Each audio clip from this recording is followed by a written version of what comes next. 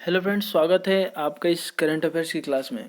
आज 11 दिसंबर 2021 है। आज के लिए मोस्ट इम्पोर्टेंट जो कि करंट अफेयर्स के मैं क्वेश्चंस लेकर आया हूं और साथ साथ में स्टडी फैक्ट जो कि मोस्ट इम्पोर्टेंट 72 साबित होने वाला है आपके लिए ऑल जो कि वनडे एग्जाम के लिए। आप एसएससी वगैरह की आर्मी या मतलब जो भी आप वनडे एग्जाम की तैयारी कर रहे हैं ना, रेलवे ग्रुप डी वगैरह, तो आपके लिए मोस्ट इंपॉर्टेंट साबित होने वाला है। और साथ साथ में कि जो कि स्टैटिक जीके कवर करने वाला हूँ। तो आइए देखते हैं फर्स्ट क्वेश्चन हमारे पास क्या है। तो फर्स्ट क्वेश्चन हमारे पास ये है कि विश्व भर में जो है मानवाधिकार दिवस जो है कब मनाया जाता है। तो मानवाधिकार दिवस जो है, यहाँ पे ऑप्शंस आपके पास है कि 7 दिसंबर, 8 दिसंबर, 9 दिसंबर और 10 दिसंबर। तो यहाँ पे राइट आंसर बन जाएगा फ्रेंड्स 10 दिसंबर, यानी 10 दिसंबर को जो कि मानवाधिकार दिवस जो है मनाया जाता है। ठीक है। और बात करूँ कि जो है क्यों मनाया जाता है, मतलब तो 10 दिसंबर 1948 को संयुक्त राष्ट्र जो महासभा है उसके द्वारा जो है मानवाधिकार घोषणा पत्र जो अपनाया गया था। कब अपनाया गया था? 10 दिसंबर 1948 को अपनाया गया था। ठीक है, 10 दिसंबर 1948 को अपनाया गया था। तो 1948 से ये जो है मनाया जा रहा है। और 2021 की थीम क्या है? 2021 की थीम की बात करेंगे तो 2021 की थीम है कि असमानता को कम करना और मानवाधिकार को बढ़ावा देना। यही जो है 2021 की थीम है। ठीक है। और मानवाधिकार आयोग की स्थापना की बात करेंगे और कुछ इंपॉर्टेंट क्वेश्चन देख लें। अगर बात पूछी जाएगी क्वेश्चन की मानवाधिकार आयोग की स्थापना कब हुआ था, मतलब किस एक्ट के तहत होता है, तो 1993। आपको याद रखना है, इंपॉर्टेंट है ये। ठीक है, 1993 जो कि 1993 एक्ट के तहत जो है मानवाधिकार आयोग की स्थापना हुआ था। और वर्तमान में अध्यक्ष कौन है मानवाधिकार के आयोग की? तो जस्टिस अरुण मिश्रा जो कि मानवाधिकार आयोग के अध्यक्ष हैं। और इसी आयोग की स्थापना जो है, इस आयोग की स्थापना जो है रंगनाथ समिति की सिफारिश पर हुआ था। ठीक है। और ह्यूमन राइट कमीशन इसको इंग्लिश में बोलते हैं। और कुछ इंपॉर्टेंट फैक्ट की बात करें तो जो भाग 3 आप जो है संविधान में जानते होंगे, भाग 3 जो कि मौलिक अधिकार से रिलेटेड है, उसको जो है संविधान में मैग्ना कार्टा के रूप में जो है जाना जाता है। और पहले तो मूल अधिकार जो है 7 थे और वर्तमान में जो है 6 हो गए हैं। एक जो है 44th यानी कि 44वां संविधान संशोधन 1978 में हुआ था। उसके अकॉर्डिंग जो है, उसके तहत जो है संपत्ति का अधिकार जो था ना, 6वां अधिकार, तो उसमें से एक जो है, ये 7 मौलिक अधिकार थे टोटल, इसमें से एक जो संपत्ति का अधिकार था उसको जो है हटा करके और कानूनी अधिकार में रख दिया गया 300A आर्टिकल के तहत। ठीक है, 300A आर्टिकल में जो है रख दिया गया है कानूनी अधिकार में। कौन सा? तो संपत्ति का अधिकार। तो अब जो है प्रेजेंट टाइम में मूल अधिकार जो है 6 है। इसके बाद आइए देखते हैं जो कि नेक्स्ट क्वेश्चन हमारे पास 2 नंबर कौन है। तो 2 नंबर क्वेश्चन ये है कि हाल ही में किसने विश्व असमानता रिपोर्ट जो है 2022 जारी की है। असमानता रिपोर्ट जो है किसने जारी की है? तो ऑप्शन हमारे पास हैं कि German watch, world inequality lab, संयुक्त राष्ट्र संघ, अंतर्राष्ट्रीय मुद्रा कोष। तो यहाँ पे हम देख लेंगे जो कि करेक्ट आंसर हमारा हो जाएगा, ये हो जाएगा वर्ल्ड इक्वलिटी लैब। ठीक है, वर्ल्ड इक्वलिटी लैब जो है हमारा कौन सा हो जाएगा, जो कि करेक्ट आंसर हो जाएगा। ठीक है।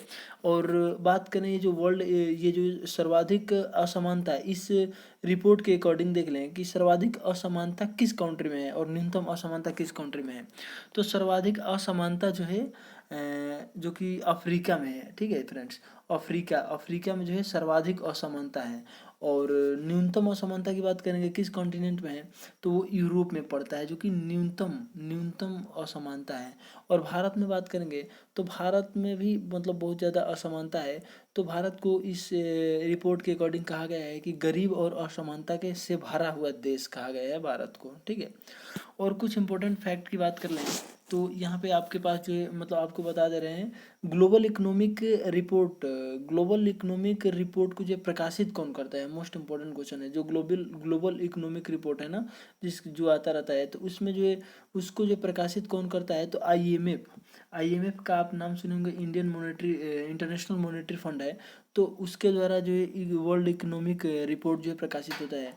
और आईएमएफ में जो है कुल मेंबर्स की बात करेंगे ना, तो टोटल मेंबर्स कितने हैं, तो आईएमएफ में जो टोटल 190 मेंबर है। ठीक है, 190। और नवीनतम कौन सा मेंबर है, 190, तो वो है आपका एंडोरा देश है। ठीक है। इसके बाद एक और रिपोर्ट की बात करें तो वर्ल्ड प्रेस फ्रीडम रिपोर्ट है। वर्ल्ड प्रेस फ्रीडम रिपोर्ट, वो भी जो कि मोस्ट इंपॉर्टेंट है, उसको जो है जारी करता कौन है, तो रिपोर्ट्स विदाउट बॉर्डर जो है जारी करता है। और उसमें भारत की रैंक कौन सी है, तो 142, यानी कि 142 142वां रैंक है वर्ल्ड प्रेस फ्रीडम रिपोर्ट में।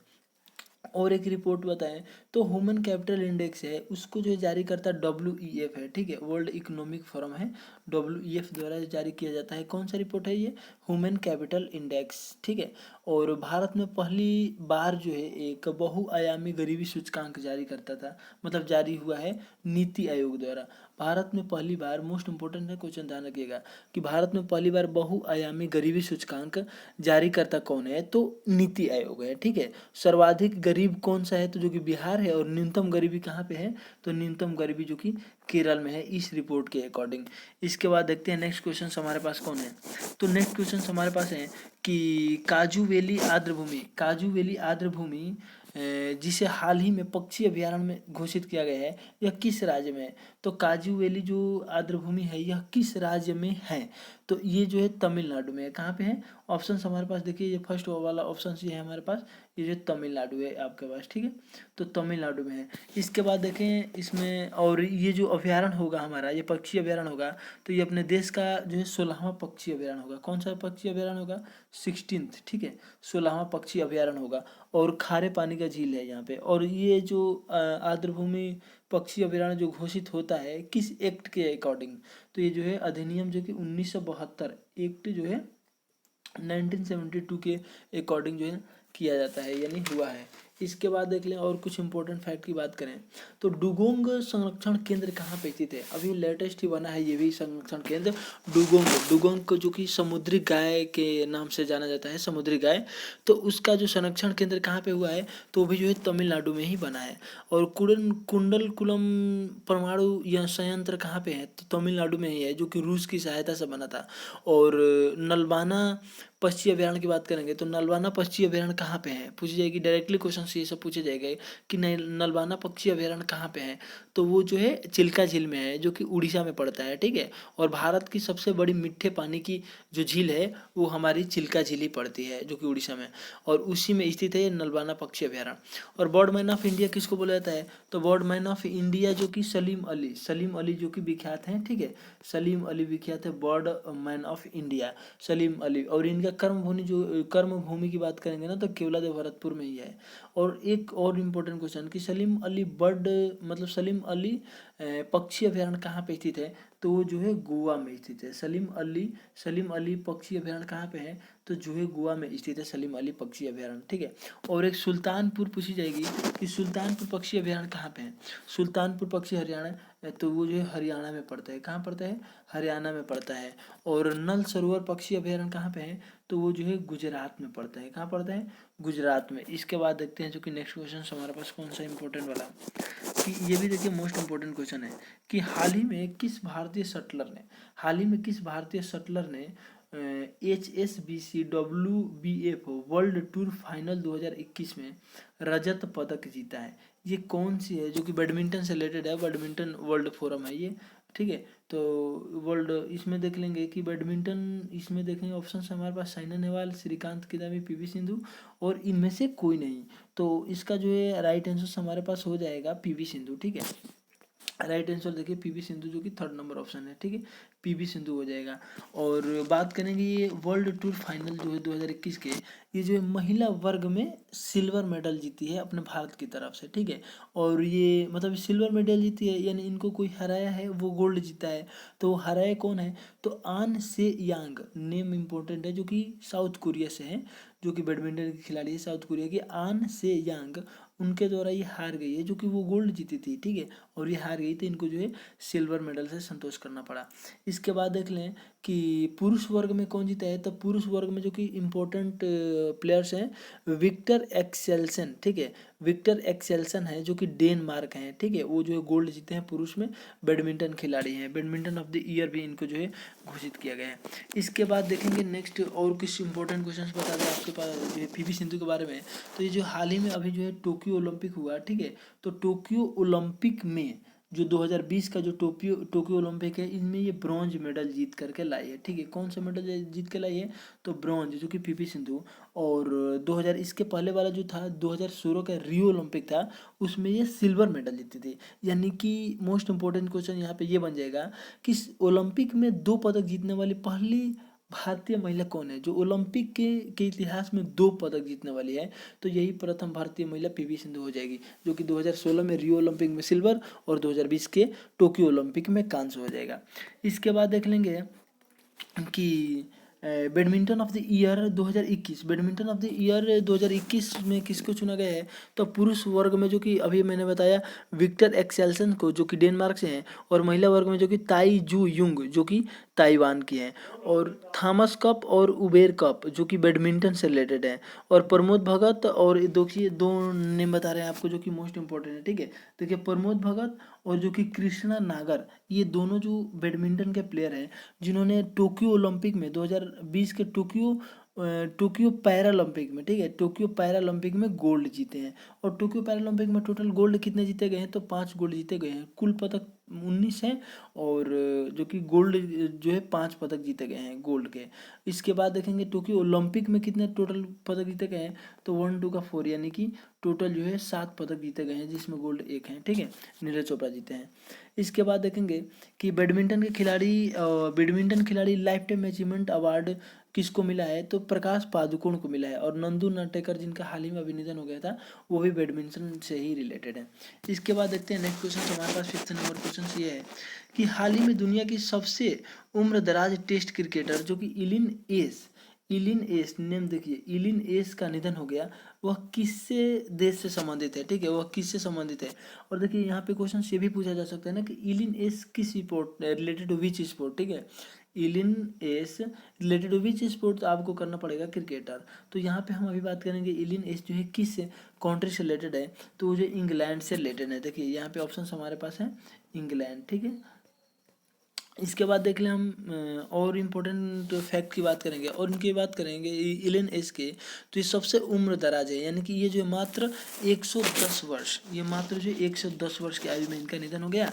और 1937 में 1937 में इन्होंने ऑस्ट्रेलिया के खिलाफ पहला टेस्ट मैच खेला था।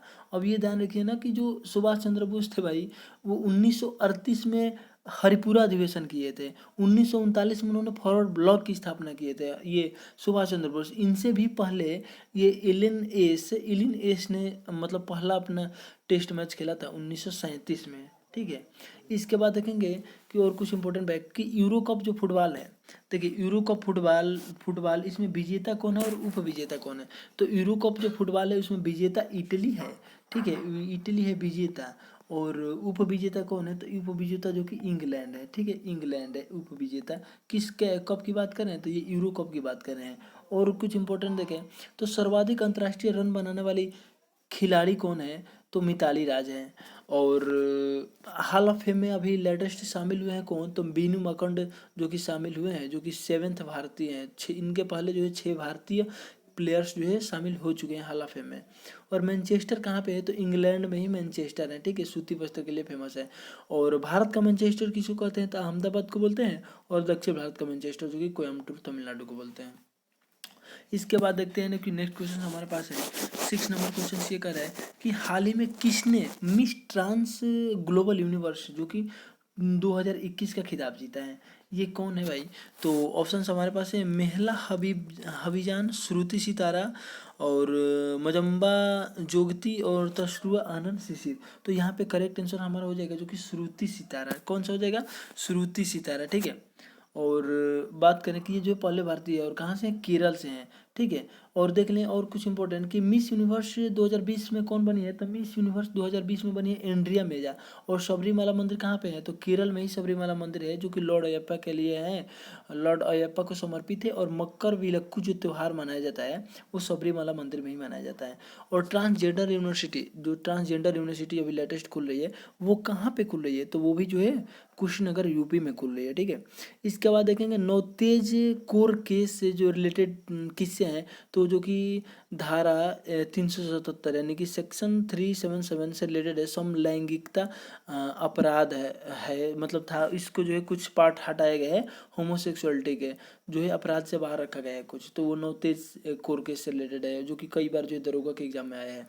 इसके बाद देखेंगे नेक्स्ट क्वेश्चन हमारे पास कौन सा है। नेक्स्ट हमारे पास 7 नंबर क्वेश्चन ये बोला है कि 8 दिसंबर 2021 को केंद्रीय मंत्रिमंडल ने प्रधानमंत्री आवास ग्रामीण योजना PMAYG को कब तक जारी रखने की मंजूरी दी है। ठीक है, कब तक जारी रखने की मंजूरी दी है।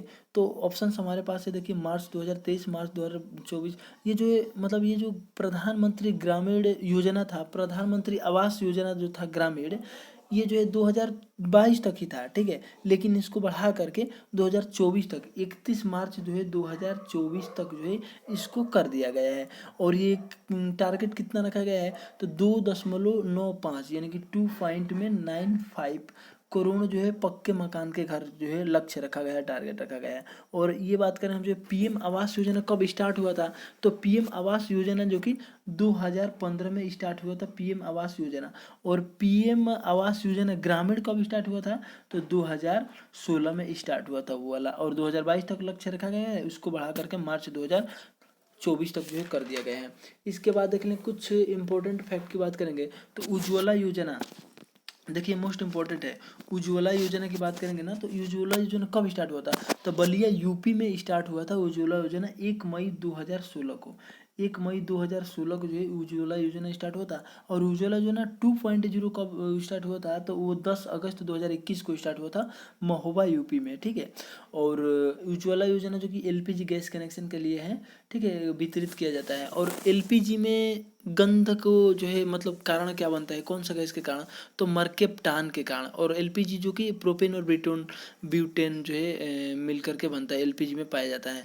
और CNG में कौन सा क्या पाया जाता है, तो मीथेन गैस पाया जाता है CNG में। ठीक है, ध्यान रखना है आपको। और आयुष्मान भारत योजना कब स्टार्ट हुआ था, तो आयुष्मान भारत योजना जो कि 23 सितंबर 2018 को रांची झारखंड से स्टार्ट हुआ था, जो कि 5 लाख रुपया पर परिवार मतलब कि पर फैमिली को जो है मिलने के लिए मिलेगा। और PM किसान योजना की बात करेंगे, तो ये गोरखपुर से स्टार्ट हुआ था, जो कि 24 फरवरी 2019 को। और किसान की फुल फॉर्म की बात करेंगे ना, तो कृषक सम्मान निधि होता है। ठीक है, और 2000 गुणे के मतलब 3 किस्त मिलेंगे, 6000 रुपये प्रति वर्ष में मिलेंगे। फ्रेंड्स, मैं थोड़ा स्पीड करा रहा हूँ ताकि जो कम समय में आपको जो है ज़्यादा फैक्ट प्रोवाइड कर सकूँ। इसके बाद देखते हैं जो कि नेक्स्ट क्वेश्चन हमारे पास कौन से है। इसके बाद नेक्स्ट क्वेश्चन हमारे पास ये है कि 8 दिसंबर 2021 को किसने ई सवारी इंडिया इलेक्ट्रिक बस जो है गठबंधन जो है शुरू किया है।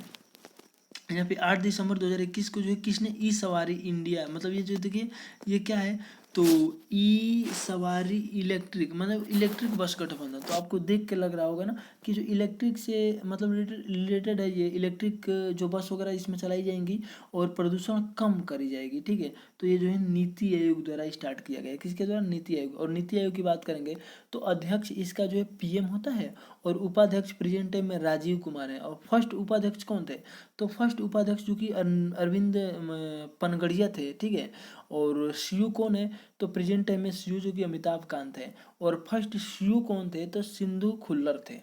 इसके बाद देखते हैं और कुछ इंपॉर्टेंट योजना की बात कर लेते हैं। तो वो हमारे पास अगर देखें तो बात करें गो ग्रीन योजना की। गो ग्रीन योजना जो है कौन स्टार्ट किया था, तो गुजरात स्टेट स्टार्ट किया था, और ये भी इलेक्ट्रिक व्हीकल से ही रिलेटेड है। और फेम योजना कौन स्टार्ट किया था, तो फेम योजना स्टार्ट किया था जो कि इलेक्ट्रिक व्हीकल से ही रिलेटेड है, फेम योजना। और हाइड्रोजन मोबिलिटी प्रोजेक्ट की बात करेंगे तो ये जो लद्दाख में स्टार्ट हुआ था, जो कि हाइड्रोजन पे चलने वाली बस से रिलेटेड है। और हाइड्रोजन की बात करेंगे ना, तो आवर्त सारणी का आवारा तत्व बोलते हैं हाइड्रोजन को, जो कि खोजकर्ता, जिसका खोजकर्ता कैवेंडिश है। कौन है, कैवेंडिश। डायरेक्टली पूछा जाता है क्वेश्चन में कि हाइड्रोजन के खोजकर्ता कौन है, तो कैवेंडिश है। और electric vehicle city of India जो कि केवड़िया में है, और केवड़िया को जो है, केवड़िया में स्टेच्यू ऑफ यूनिटी भी स्थित है, जो कि साधु बेट द्वीप पर गुजरात में नर्मदा नदी पर जो है बनाया गया है। और बनाने वाला कौन है, तो राम सुतार है। और स्टेच्यू ऑफ, एक और क्वेश्चन बनता है कि स्टेच्यू ऑफ पीस कहाँ पे है, तो पाली राजस्थान में है स्टेच्यू ऑफ पीस। और एक क्वेश्चन देखिए पाली में, जो कि सोजत की मेहंदी का जो है GI टैग मिला है। ठीक है, इसके बाद नेक्स्ट क्वेश्चन की तरफ चलते हैं। तो नेक्स्ट क्वेश्चन हमारा ये है जो कि 10 नंबर क्वेश्चन, 9 नंबर क्वेश्चन, कि 7 दिसंबर 2021 को 7 दिसंबर 2021 को यंग जियो स्पेशलिस्ट साइंटिस्ट पुरस्कार 2021 से किसे सम्मानित किया गया है। ऑप्शन हमारे पास है डॉक्टर शैलेंद्र सैनी, शेषुशुल नरसिम्हन, गुरमीत बाबा और रूपेश गोयल। तो इसमें हमारा करेक्ट आंसर बन जाएगा जो कि रूपेश गोयल बन जाएगा। ठीक है, 4th नंबर ऑप्शन हमारा बन जाएगा जो कि रूपेश गोयल, ठीक है। इसके बाद देखें कि और कुछ इम्पोर्टेंट, हाँ, और ये वाला जो अवार्ड दिया जाता है ना, जो ये यंग यंग जियो स्पेशलिस्ट साइंटिस्ट अवार्ड जो दिया जाता है, ये वाला अवार्ड जो है हमेशा जो कि 35 वर्ष से कम साइंटिस्ट जो होंगे ना, 35 वर्ष से कम एज वाले साइंटिस्ट, उन्हीं को ये मिलेगा, ठीक है। और कुछ इंपॉर्टेंट देख लें, और वर्ष आ गया तो वर्ष वाला मैटर जो है क्लियर कर लेते हैं। देखिए 35 वर्ष की बात करें तो 35 वर्ष जो कि राष्ट्रपति, राज्यपाल, उपराष्ट्रपति के लिए जो मिनिमम एज रखा गया है ना, इसके लिए तो जो 35 वर्ष रखा गया है। और लोकसभा सांसद बनने की न्यूनतम उम्र जो है कितना रखा गया है, तो 25 होता है। और जो कि 30 ईयर होता है, जो कि 30 वर्ष होता है राज्यसभा सांसद बनने के लिए। और वोटिंग करने के लिए जो मिनिमम एज कितना रखा गया है, जो कि 18 ईयर रखा गया है। पहले था ये 21, ठीक है, लेकिन जो 61वां संविधान संशोधन आया, 61th कॉन्स्टिट्यूशन अमेंडमेंट 1989, यानी कि 1989 में ये जो है 18 वर्ष कर दिया गया, ठीक है। और राजीव गांधी के समय में ये हुआ था। इसके बाद देखें और कुछ इम्पोर्टेंट पुरस्कार की बात कर लेंगे, तो जो कि आर्यभट्ट पुरस्कार, देखिए यहाँ पे आर्यभट्ट पुरस्कार जो है डीआरडीओ किसको मिला है, तो डीआरडीओ के हेड सतीश रेड्डी को मिला है। और DRDO scientist of the year award किसको मिला है, तो डॉक्टर हेमंत कुमार को दिया गया है। और पुलित्जर पुरस्कार रिलेटेड टू विच एरिया, मतलब किससे रिलेटेड है, तो पुलित्जर पुरस्कार जो कि पत्रकारिता से संबंधित है। और लेटेस्ट में किसको मिला है, तो मेघा राजगोपालन को मिला है, और न्यूयॉर्क टाइम्स अखबार को भी मिला है, ठीक है। और प्रित्जर अवार्ड की बात करेंगे तो प्रित्जर अवार्ड किससे संबंधित है, जो कि वास्तुकला से संबंधित है। और जो कि ये मिला है कौन सा प्रित्जर अवार्ड, जीन लिकोटिन और प्लस में फिलिप को मिला है, ठीक है। और प्रित्जर अवार्ड की बात करेंगे, ये जो कि भारतीय को एक भारतीय को भी मिला है ये प्रित्जर अवार्ड, बालकृष्ण जोशी, एकमात्र भारतीय जिनका नाम याद रखना है आपको, कि पूछी जाएगी ना ये प्रित्जर अवार्ड एकमात्र भारतीय किनको मिला है, तो बालकृष्ण जोशी को मिला है, ठीक है। इसके बाद देखते हैं नेक्स्ट क्वेश्चन हमारे पास मोस्ट इंपॉर्टेंट लास्ट क्वेश्चन कौन सा है, कि हाल ही में लोवी इंस्टीट्यूट द्वारा जो जारी एशिया पावर इंडेक्स 2021 के अनुसार भारत को कौन सी रैंक मिली है, ठीक है। तो इसमें भारत को हमारा 4th रैंक मिला है। कौन सा रैंक मिला है भाई, तो 4th रैंक मिला है। हमारा करेक्ट आंसर हो जाए कौन सा, 4th रैंक। इसके बाद देखेंगे कि फर्स्ट रैंक पे कौन है, तो फर्स्ट रैंक पे है हमारा ये आपका यूएसए पड़ता है, जो कि फर्स्ट रैंक पे। और सेकेंड रैंक पे कौन है, चाइना। और थर्ड रैंक पे कौन है, जापान है, जिसको निप्पन बोला जाता है, ठीक है। और कुछ इंपॉर्टेंट इंडेक्स की बात करते हैं, ठीक है। तो देखिए इंपॉर्टेंट इंडेक्स यहाँ पे मैं लिख देता हूँ, HDI किसकी बात करें, HDI human development index, HDI की बात करें तो जो कि जारी करता तो UNDP है। और भारत का रैंक कौन सा है, तो HDI में जो कि भारत का रैंक 131 यानी 131वां रैंक है। इसके बाद ease of doing business report को जारी कौन करता है, तो वर्ल्ड बैंक जो कि जारी करता है, अब बंद हो गया है फिलहाल, ठीक है। और इसमें जो भारत का लास्ट वाला जो जारी हुआ था, इसमें भारत का रैंक कौन सा है, जो कि 63 यानी कि 63वां रैंक है। ग्लोबल हंगर इंडेक्स भूखमरी सूचकांक में भारत का रैंक कौन सा है, तो 101वां रैंक है। पहले था ये 94 लेकिन अब हो गया 101वां रैंक, जो लास्ट वाला लेटेस्ट इंडेक्स आया। इसके बाद वर्ल्ड हैप्पीनेस रिपोर्ट में भारत का रैंक कौन सा है, तो 139 है, जो कि वर्ल्ड हैप्पीनेस रिपोर्ट में। और विश्व शांति सूचकांक वर्ल्ड पीस इंडेक्स में कौन सा रैंक है, जो कि 135 135वां रैंक है। इसके बाद ग्लोबल मैन्युफैक्चरिंग रिस्क इंडेक्स में जो कौन सा है, जो कि सेकंड रैंक है, 2 नंबर पे भारत है। वैश्विक जोखिम सूचकांक में किसमें फ्रेंड्स, वैश्विक जोखिम सूचकांक में जो कि भारत का स्थान कौन सा है, जो कि दूसरा स्थान है। इसके बाद देखते हैं जो कि नेक्स्ट क्वेश्चन हमारे पास कौन सा है। और इम्पोर्टेंट, हाँ 10 क्वेश्चन तो मैंने करा ही दिए। देखिए यहाँ पे 11 नंबर क्वेश्चन ये कह रहा है कि अमेरिका ने बीजिंग शीतकालीन ओलंपिक 2022 के लिए जो कि राजनयिक जो है बहिष्कार की घोषणा कर दिया है। कौन किया है, तो ये अमेरिका ने किया है। और ये जो कि बीजिंग में जो कि शीतकालीन ओलंपिक जो है 2022 वाला बीजिंग चाइना में होने वाला था। और ग्रीष्मकालीन जो कि ओलंपिक खेल है वो 2024 वाला कब होगा, तो 2024 में होगा जो कि पेरिस फ्रांस में, और पेरिस फ्रांस में होगा, ठीक है। और फीफा वर्ल्ड कप कब होने वाला है, तो वो जो है जो कि कहाँ पे होने वाला है, तो वो जो है कतर दोहा में होने वाला है। इसके बाद देख लेते हैं जो कि